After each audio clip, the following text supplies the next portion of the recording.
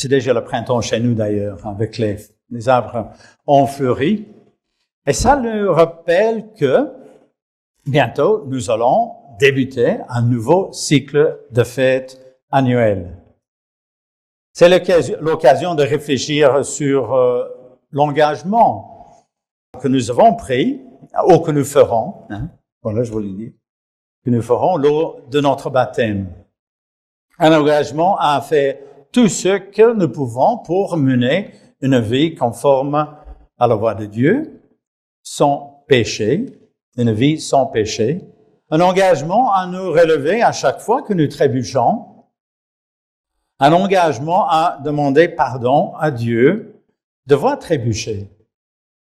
Et un engagement à continuer notre voyage sur le chemin étroit. La Pâque symbolise le sacrifice de Christ, pour nous permettre d'avoir une chance de salut en payant le prix de nos péchés.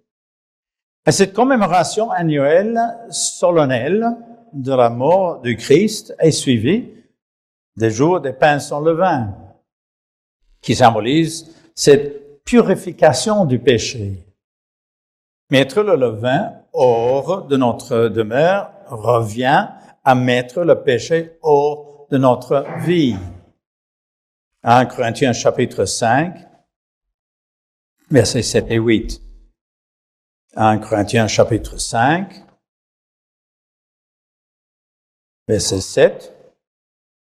Et nous lisons, faites disparaître le vieux levain, afin que vous soyez une pâte nouvelle, puisque vous êtes sans levain, car Christ, notre Pâque, a été immolé.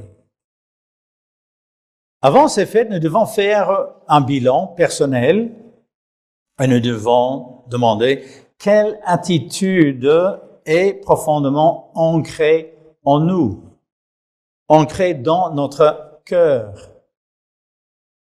Nous lisons verset 8, « Célébrons donc la fête, non avec de vieux levain, écoutez bien, non avec de vieux levain, non avec un levain de malice et de méchanceté, mais avec les pains sans levain de la pureté et de la vérité. »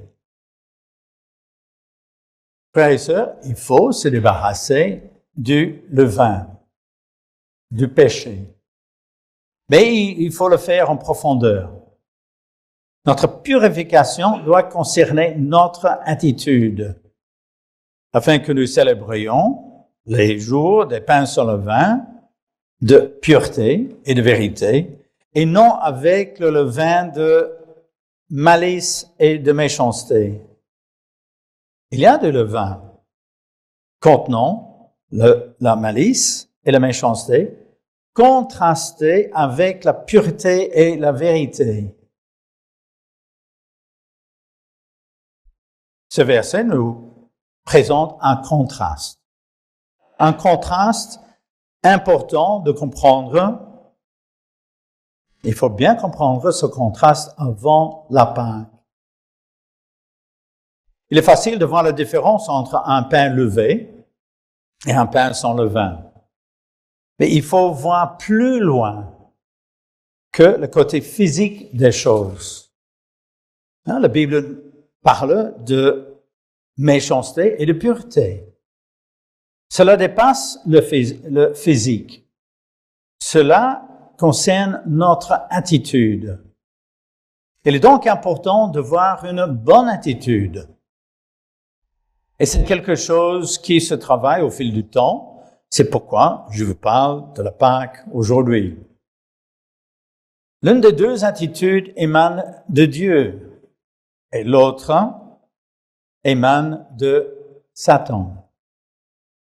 Une attitude ressemble à la nature de Dieu et l'autre à la nature de Satan. Et pourtant, les deux attitudes sont mentionnées dans le contexte de la Pâque. Il est donc important que nous développions l'attitude qui émane de Dieu, la pureté, et non l'autre. Matthieu chapitre 6, verset 1. Matthieu chapitre 6, verset 1. Matthieu 6, 1, nous lisons.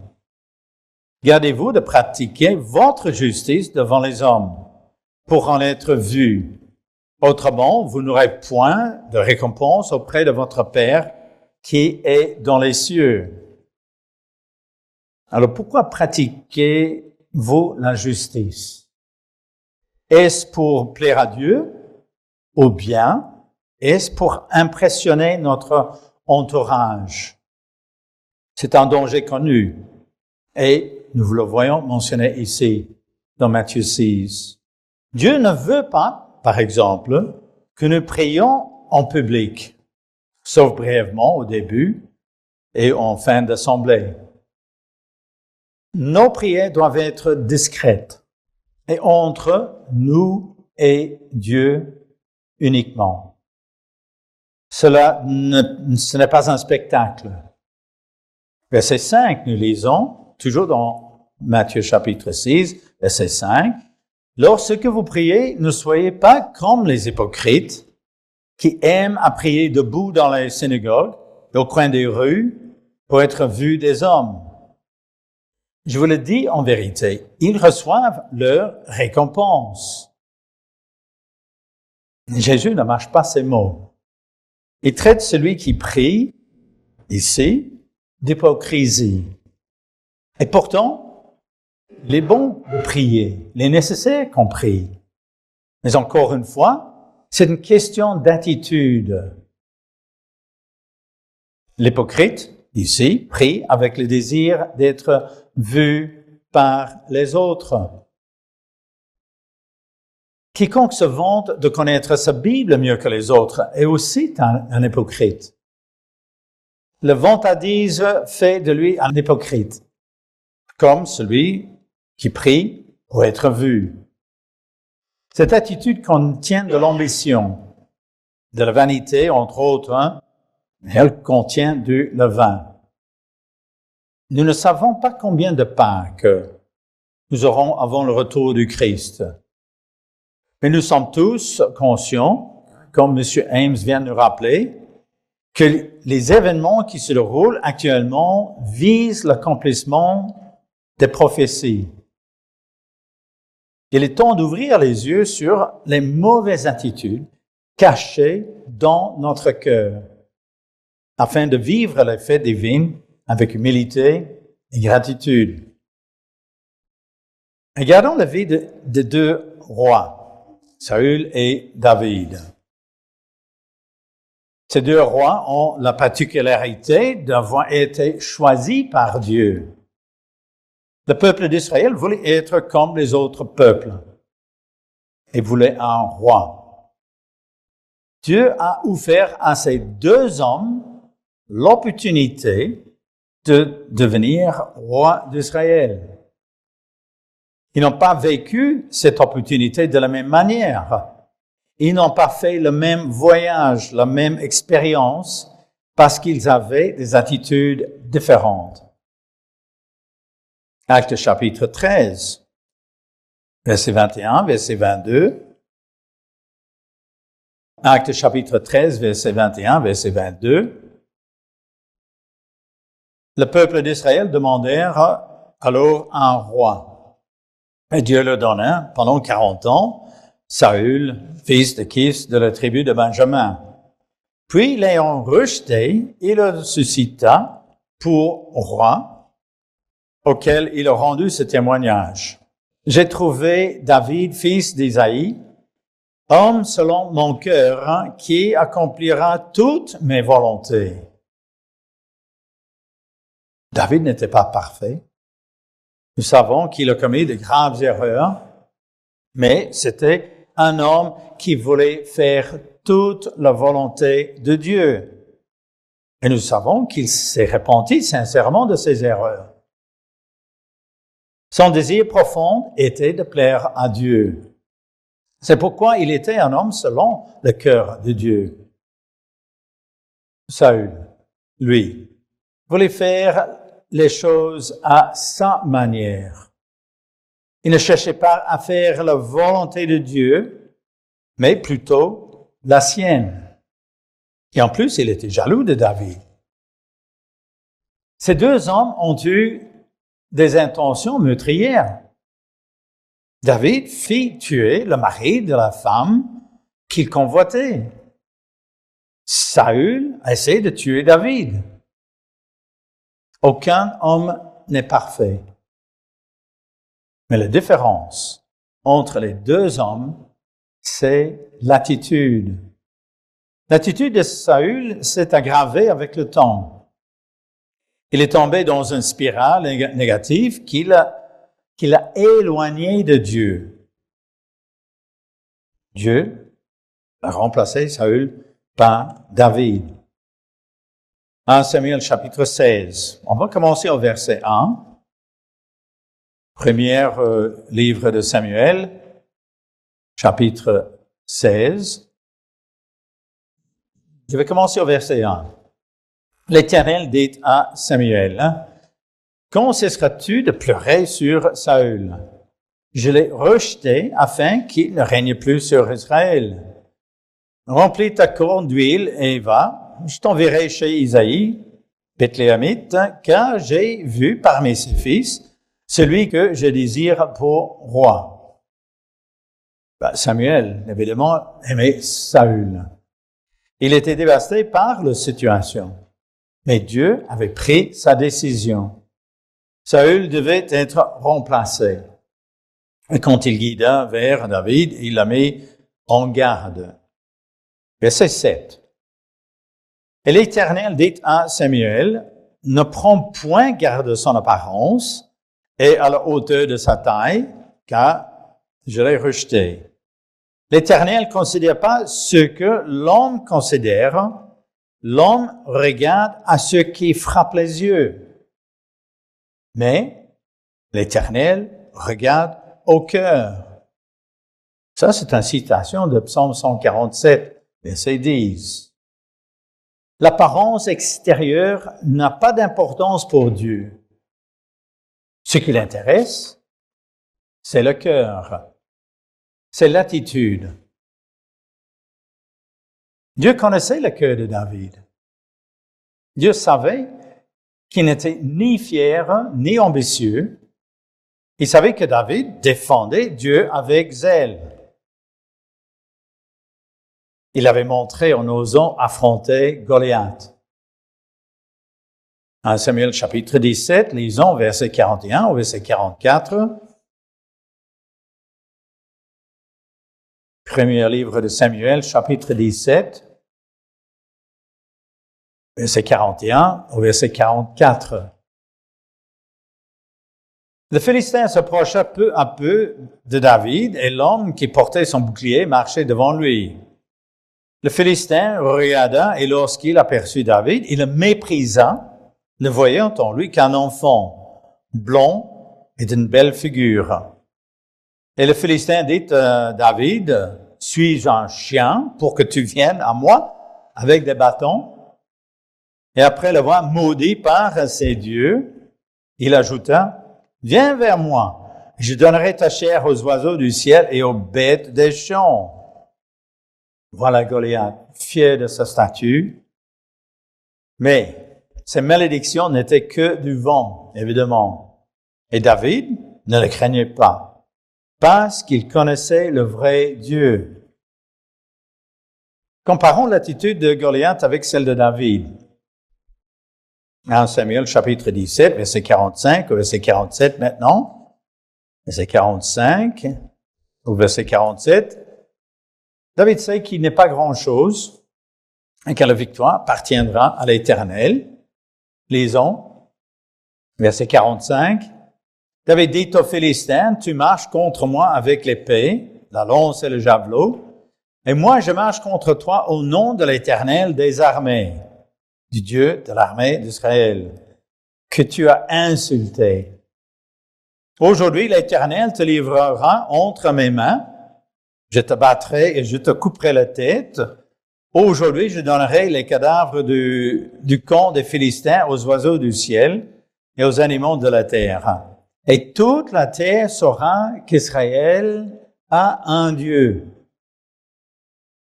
Et toute cette multitude saura que ce n'est ni par l'épée, ni par la lance que l'Éternel sauve, car la victoire appartient à l'Éternel, et il vous livre entre mes mains.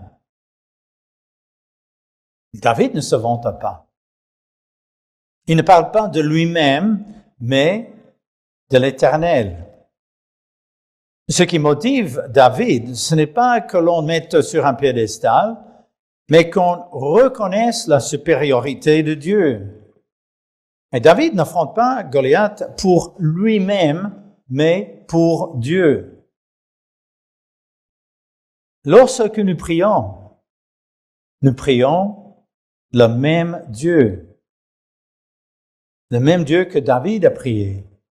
Le même Dieu qui a donné la victoire à David. Posez-vous la question. Avons-nous la même attitude que David? David était dévoué à Dieu. Il comptait sur Dieu. Il faisait confiance à Dieu. David risquait sa vie au service de Dieu. Il ne s'est pas appuyé sur sa sagesse, sur sa justice. David était vraiment à l'opposé de Saül, qui ne voyait que son intérêt.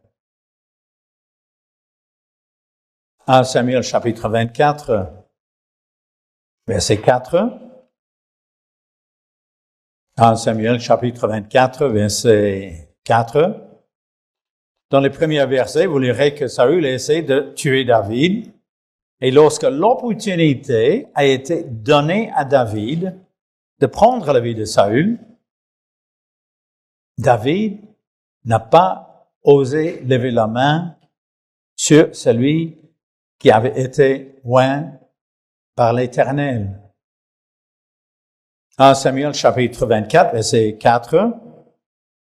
Il arriva à des parcs de brebis qui étaient près du chemin, et là se trouvait une caverne où il entra pour se couvrir les pieds. D'autres termes, il devait aller à la toilette. David et ses gens étaient au fond de la caverne. Et les gens de David lui disent, voici le jour où l'Éternel te dit, je livre ton ennemi entre tes mains. Traite-le comme bon te semblera. Bon, Saül était dans une situation particulière, particulièrement vulnérable. Mais David n'en a pas profité. Malgré les encouragements de ses hommes à saisir l'opportunité. Continuons. David se leva et coupa doucement le pont du manteau de Saül. Quel couteau, hein? Après cela, le cœur lui battait parce qu'il avait coupé le pont du manteau de Saül. Il dit à ses gens, que l'Éternel me garde de commettre contre mon Seigneur, loin de l'Éternel, une action telle que de porter ma main sur lui, car il est loin de l'Éternel. Et par ces paroles, David arrêta ses gens, on est au verset 8 maintenant, et les empêcha de se jeter sur Saül. Puis Saül se leva pour sortir de la caverne et continua son chemin. Que peut-on apprendre? Parce que David avait une épée bien tranchante. Saül ne semble pas avoir remarqué qu'un morceau de manteau avait été coupé et David et ses hommes étaient restés silencieux. Mais surtout, David ne profita pas de l'occasion. Il se repentit même d'avoir coupé le pont du manteau de Saül. Les deux hommes n'avaient pas la même attitude. Vous voyez comment Saül ne suivait pas les instructions que Dieu lui donna. 1 Samuel chapitre 15, partie de verset 3. 1 Samuel chapitre 15, verset 3. En fait, Dieu demanda à Saül de détruire Amalek, de détruire complètement tous les habitants et tous les animaux, y compris le roi Agag. Ces gens devaient commettre des abominations pour que Dieu souhaite leur destruction. 1 Samuel chapitre 15, verset 3. Va maintenant, frappe Amalek et dévouer par interdit tout ce qui lui appartient. Tu ne l'épargneras point et tu feras mourir hommes et femmes, enfants et nourrissants, bœufs et brebis, chameaux et ânes. Mais Saül n'avait pas respecté, ou il n'avait pas le respect de Dieu qu'avait David. Verset 9, lisons. Mais Saül et le peuple épargnèrent Agag les meilleures brebis, les meilleurs bœufs, les meilleures bêtes et le second portée, les agneaux gras et tous ceux qui avaient du bon, et ne voulurent pas le dévouer par interdit. Ils dévouèrent seulement tout ce qui était misérable et chétif. Saül ne cherchait pas à faire la volonté de Dieu. Il considérait ses pensées supérieures aux ordres de Dieu. Et cette arrogance eut des conséquences. Verset 10, toujours dans le chapitre 15, 1 Samuel chapitre 15, versets 10 et 11. L'Éternel adressa la parole à Samuel et lui dit, « Je me repens ou je regrette d'avoir établi Saül pour roi, car il se détourne de moi et il n'observe point mes paroles. » Samuel fut irrité, il cria à l'Éternel toute la nuit. Et en fait, Dieu avait besoin d'un roi qui écouterait ses instructions et non quelqu'un qui s'imaginait savoir mieux que lui, mieux que Dieu. Alors demandons-nous, sommes-nous un Saül? Avons-nous une attitude comme Saül? Ou sommes-nous un David? Quand l'erreur de Saül lui fut reprochée, qu'est-ce qui s'est passé? Il blâma le peuple. Au lieu de prendre la responsabilité de son erreur, comme l'avait fait David, il manquait d'humilité. Comme je dis souvent, l'humilité est essentielle. Essentielle si nous voulons plaire à Dieu. Sans humilité, nous ne voyons pas nos erreurs. David avait cette attitude. Il avait cette humilité. Et donc, cette clairvoyance sur ses erreurs. Lisons le psaume 51. Les premiers quelques versets, vous pouvez tout lire chez vous avant la Pâques, n'est-ce pas? Psaume 51, ici nous lisons au chef des chantres, psaume de David. Lorsque Nathan le prophète vint à lui, après que David fut allé vers Bathsheba, « Ô Dieu, aie pitié de moi dans ta bonté, selon ta grande miséricorde, efface mes transgressions, lave-moi complètement de mon iniquité et purifie-moi de mon péché, car je reconnais mes transgressions et mon péché est constamment devant moi. J'ai péché contre toi, nous lisons, et j'ai fait ce qui est mal à tes yeux. » Et cette humilité que nous lisons ici, est essentielle pour la réussite de notre vie spirituelle. Sans elle, nous ne rentrerons jamais dans le royaume. Et cette humilité manquait à Saül.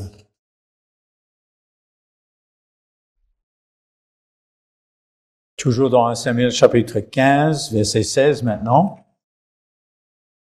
Samuel dit à Saül, « Arrête, et je te déclarerai ce que l'Éternel m'a dit cette nuit. » Et Saül lui dit, « Parle. » Et Samuel dit, « Lorsque tu étais petit à tes yeux, n'es-tu pas devenu le chef de tribu d'Israël? Et l'Éternel n'a-t-il pas oint pour que tu sois roi sur Israël? Et au verset 19, encore cette petite phrase. Pourquoi n'as-tu pas écouté la voix de l'Éternel? Pourquoi tu t'es jeté sur le butin et as-tu fait ce qui est mal aux yeux de l'Éternel? Autrement dit, quand tu étais petit, tu étais humble. Tu écoutais l'Éternel.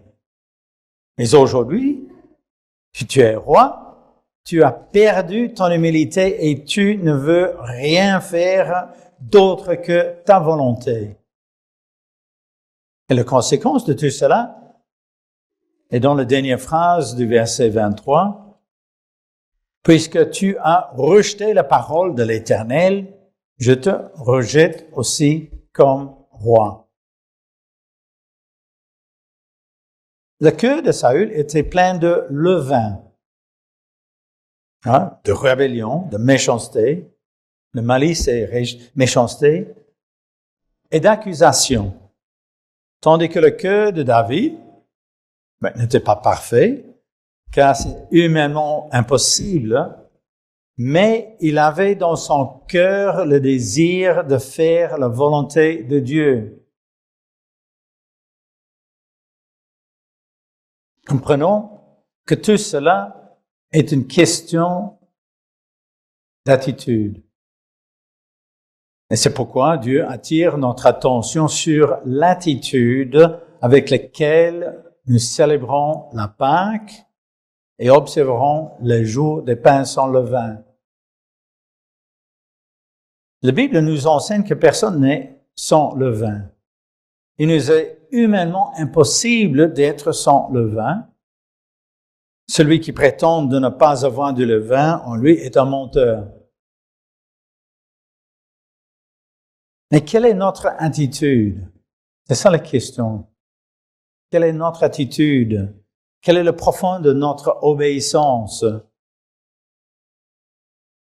Méditez la différence d'attitude entre ces hommes et demandez à Dieu de vous aider à avoir un cœur repentant et contrit comme David.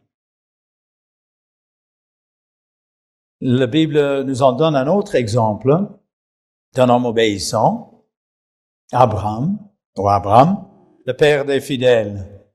Dieu aimait Abraham parce que lui aussi voulait faire la volonté de Dieu. Et quand Dieu a demandé à Abraham de quitter son pays, Abraham le fit. Et quand Dieu lui demande de sacrifier son fils, il le fit. En tout ayant confiance en Dieu, car il dit à ses serviteurs au moment où il s'éloignait avec son fils, n'oublions pas, nous reviendrons. Il savait que Dieu interviendrait. Remarquez l'attitude d'Abraham quand il dut se séparer de son neveu Lot, car le troupeau devenait trop grand, vous vous rappelez. Genèse chapitre 13, partie de verset 2. Genèse chapitre 13.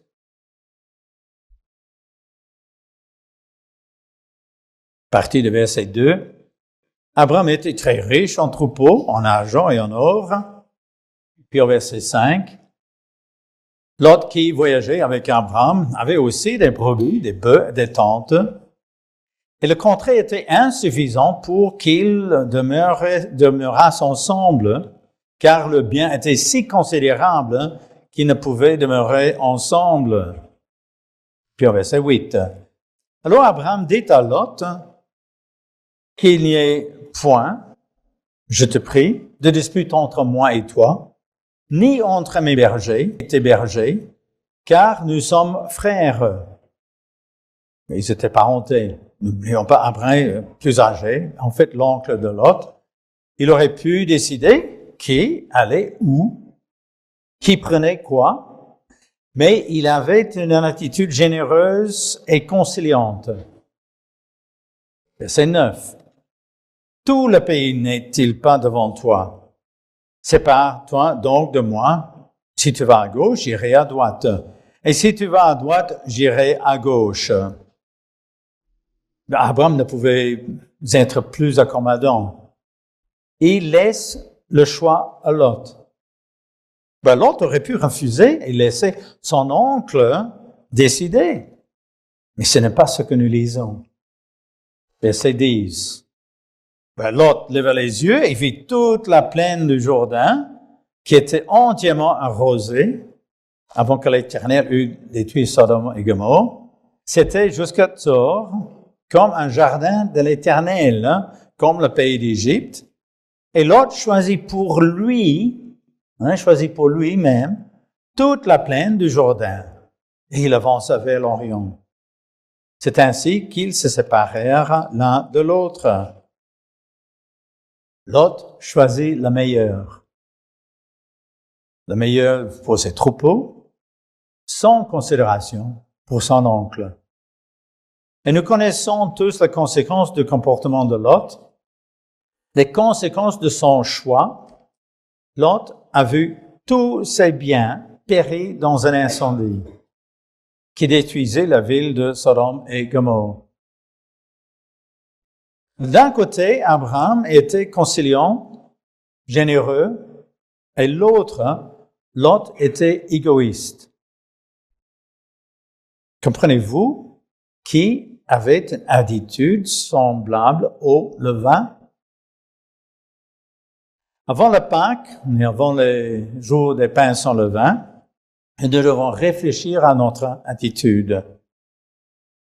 Et généralement, lorsque la Bible oppose deux personnages, c'est pour nous montrer une bonne attitude et une mauvaise attitude. Voyons un autre exemple. Deux frères. On va lire dans Luc chapitre 15, à partir du verset 11. Deux frères qui avaient une mauvaise attitude. Tiens, les deux frères avec une mauvaise attitude.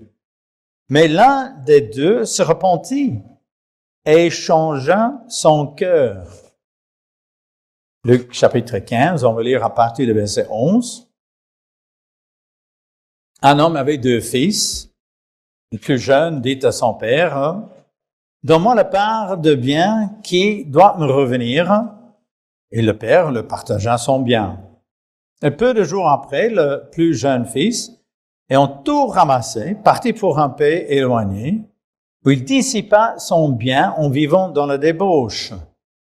Lorsqu'il eut tout dépensé, une grande famine survint dans le pays, et il commença à se trouver dans le besoin. Il alla se mettre au service d'un des habitants du pays, qui l'envoya dans ses champs garder les pourceaux. Il aurait bien voulu se rassasier des carouges qui mangeaient les pourceaux, mais personne ne lui en donnait. Étant rentré en lui-même, il se dit, « Combien de mercenaires chez mon père ont du pain en abondance, et moi, ici, je meurs de faim. » Ce fils se trouva dans le besoin et il revient chez lui avec une attitude repentante. Il était désolé de son comportement. Il faut comprendre qu'il était sincère. Verset 18, « Je me lèverai, j'irai vers mon père et je lui dirai, « Mon père, j'ai péché contre le ciel et contre toi. » Non, vous voyez la même attitude que David, n'est-ce pas? « Je ne suis plus digne d'être appelé ton fils. Traite-moi comme l'un de tes mercenaires. » Mais son père était ravi de son retour et a pardonné ses erreurs. Il organisa une fête en l'honneur du retour de son fils, et son fils avait eu l'humilité de reconnaître ses erreurs et de les admettre à son père. Un bel exemple de repentir. Son frère ne s'était pas rebellé contre son père, mais il se vantait d'être meilleur que son frère. Lisons à partir du verset 25. Toujours dans Luc chapitre 15. Le fils aîné était dans les champs et lorsqu'il revint, et approcha de la maison. Il entendit la musique et les danses. Et il appela un de ses serviteurs et lui demanda ce que c'était. Et le serviteur lui dit, ton frère est de retour, et parce qu'il l'a retrouvé en bonne santé, ton père a tué le veau gras. Il aurait dû être heureux, n'est-ce pas? Il aurait dû être heureux pour son père et pour son frère même. Mais ce n'est pas ces sentiments qu'il avait dans le cœur. Verset 28. Il se mit en colère. Il ne voulait pas entrer. Son père sortit et pria d'entrer.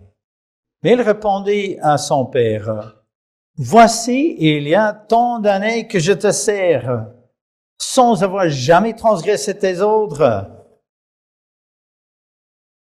Il était rempli de colère et de l'amertume. Et de plus, il était plein de vanité. Il se disait supérieur à son frère. Il ne faut jamais se comparer aux autres, mais au Christ et à Dieu, n'est-ce pas? Et jamais tu ne m'as donné un chevreau pour que je me réjouisse avec mes amis. Très égoïste, n'est-ce pas? Posons-nous la question, avons-nous l'attitude de frère repenti ou l'attitude du frère qui se croit mieux que les autres? Nous sommes tous des fils prodigues, n'est-ce pas? D'une manière ou d'une autre, nous avons tous été réconciliés avec notre Père. Et la Bible regorge de récits présentant des contrastes entre le bien et le mal, la bonne attitude et la mauvaise attitude. On a étudié l'histoire de Judas, ses erreurs et ses conséquences, et celle de Pierre, qui reniait le Christ à sa réaction quand il se rendait compte de son erreur. Regardez sa réaction. Luc, chapitre 18, verset 9 au verset 13. Luc, chapitre 18, verset 9 au verset 13. Voici un contraste présenté sous forme de parabole. Luc 18, verset 9. Il dit encore cette parabole en vue de certaines personnes, se persuadant qu'elles étaient justes et ne faisaient aucun cas des autres. Le Christ veut que nous comprenions que nous ne devons pas nous comparer aux autres et surtout conclure que nous sommes meilleurs que les autres. Le Christ veut que nous comprenions que nous ne devons pas comparer aux autres et conclure que nous ne sommes pas meilleurs que les autres. 2 hommes montèrent au temple, verset 10, pour prier. L'un était pharisien et l'autre publicain. Le pharisien, debout, priait ainsi en lui-même, « Ô Dieu, je te rends grâce de ce que je ne suis pas comme le reste des hommes, qui sont ravisseurs, injustes, adultères, ou même comme ce publicain. Je jeûne 2 fois la semaine, je donne le dîme de tous mes revenus. » Mais peu importe nos actions, cet homme manque d'humilité. Il s'imagine meilleur que les autres. Et son attitude gâchait tout. La difficulté d'une telle situation est que l'orgueilleux n'a pas conscience de son orgueil. Il ne se regarde pas dans le miroir, il regarde les autres. Il est facile de critiquer les autres. Facile de trouver faute chez les autres. Verset 13. Le publicain, se tenant de distance, n'osait même pas lever les yeux au ciel, mais il se frappait la poitrine en disant, « Ô Dieu, sois apaisé envers moi qui suis un pécheur. » Donc, cette introduction, on dit qui suis le pécheur.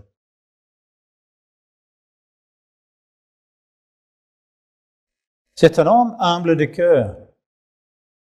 Le premier exhibe ses qualités, le second se frappe la poitrine. Il reconnaît sa culpabilité. Il est rempli d'humilité. Et ce contraste illustre, lui aussi, les deux manières d'observer la Pâque et le jour des pains sans levain. Tout est une question d'attitude. Comme je disais, la Bible est pleine de contrastes. Alors, le plus grand contraste est évidemment celui de Satan et du Christ. Lucifer était un ange, un archange créé par Dieu, extrêmement puissant, superbe. Ézéchiel chapitre 28, verset 11 au verset 15. Ézéchiel chapitre 28, verset 11 au verset 15. Ézéchiel 28, à partir du verset 11 jusqu'au verset 15. La parole de l'Éternel me fut adressée en ces mots. Fils de l'homme, prononce une complainte sur le roi de Tyr. Et tu lui diras, ainsi parle le Seigneur l'Éternel, tu mettais le sceau à la perfection, tu étais plein de sagesse, parfait en beauté. Tu étais un chérubin protecteur, aux ailes déployées. Je t'avais placé et tu étais sur la sainte montagne de Dieu. Tu marchais au milieu des pierres étincelantes. Tu étais intègre dans tes voies, depuis le jour où tu fus créé jusqu'à celui où l'iniquité a été trouvée en toi. Lucifer a passé de la sagesse à l'iniquité. Il avait de merveilleuses qualités, mais il se mit à devenir vaniteux et ambitieux. Lucifer voulait se comparer à Dieu. Il voulait être égal à Dieu et s'emparer du trône de Dieu. Et à cause de sa vanité et son manque d'humilité, Lucifer a perdu tout, comme ce fut le cas de Saül, comme ce fut le cas pour Judas, pour tous ceux qui se détournent ou qui se tournent loin de Dieu. Pour Satan, ce revirement est malheureusement permanent. Ils devront payer les conséquences pour le reste de l'éternité. Alors, quel contraste avec le Christ? Il se déployait de sa divinité pour devenir un homme simple, ou un simple homme. Le Christ a choisi l'humilité et générosité afin de pouvoir partager tout ce qu'il a avec nous. Philippiens chapitre 2, partir du verset 1. Philippiens chapitre 2,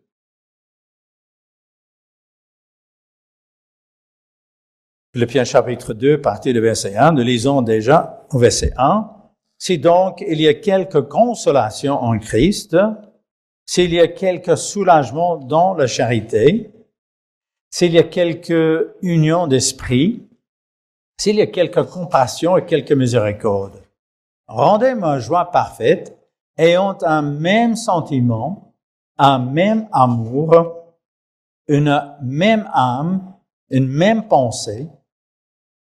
Et verset 3, ne faites rien par esprit de parti ou par vaine gloire, mais que l'humilité vous fasse regarder les autres comme étant au-dessus de vous-même. Et voici une attitude complètement opposée de celui de Lucifer, de Satan, qui se considérait comme supérieur aux autres, voire supérieur à Dieu, alors que l'attitude du Christ était traiter les autres avec respect. Verset 4. Que chacun de vous, au lieu de considérer ses propres intérêts, considère aussi ceux des autres. Et encore une fois, cela décrit une attitude sans levain. Ayez en vous, verset 5, ayez en vous les sentiments qui étaient en Jésus-Christ, lequel, existant en forme de Dieu, ne point regardé comme une proie à arracher, d'être égal à Dieu. Verset 7. Mais c'est dépouillé lui-même en prenant une forme de serviteur, en devenant semblable aux hommes et ayant paru comme un simple homme, il s'est humilié lui-même, se rendant obéissant jusqu'à la mort, même jusqu'à la mort de la croix. C'est pourquoi aussi Dieu l'a souverainement élevé et lui a donné le nom qui est au-dessus de tout nom, afin qu'au nom de Jésus, tout genou fléchisse, de ceux qui sont dans les cieux, de ceux qui sont sur la terre et de ceux qui sont sous la terre. Et que toute langue confesse que Jésus-Christ est le Seigneur, à la gloire de Dieu le Père. Alors le Christ a-t-il profité de son séjour sur terre pour se vanter, pour se prendre plus important que son Père? Vous lirez dans Jean 14, 28, « Le Père est plus grand que moi ». Non, non, pas du tout. Le Christ était un exemple d'humilité. Un exemple d'humilité. Il est important de voir la différence entre l'attitude de notre Sauveur et l'attitude de Satan. Et à travers ces exemples, nous découvrons deux attitudes opposées, tout comme sont opposées un pain sans levain et un pain levé. Nous savons que nous devons nous préparer physiquement pour la fête, que nous devons faire le grand nettoyage du levain qui se trouve dans nos maisons, mais ne négligeons pas la préparation spirituelle, c'est-à-dire la réflexion de notre attitude. Alors prenez le temps de méditer sur notre attitude, jeûnez avant ces jours qui vont bientôt arriver et méditez sur ces contrastes que nous venons de passer en revue. Examinez ces exemples comme des miroirs à découvrir ce qui est caché dans notre cœur. Dieu attend de nous que nous ayons un cœur contrit, un cœur humble et un cœur déterminé à faire sa volonté avant la nôtre. Comme nous lisons dans 1 Corinthiens chapitre 5, verset 8, « Célébrons donc la fête avec les pains sans levain de pureté et de vérité. »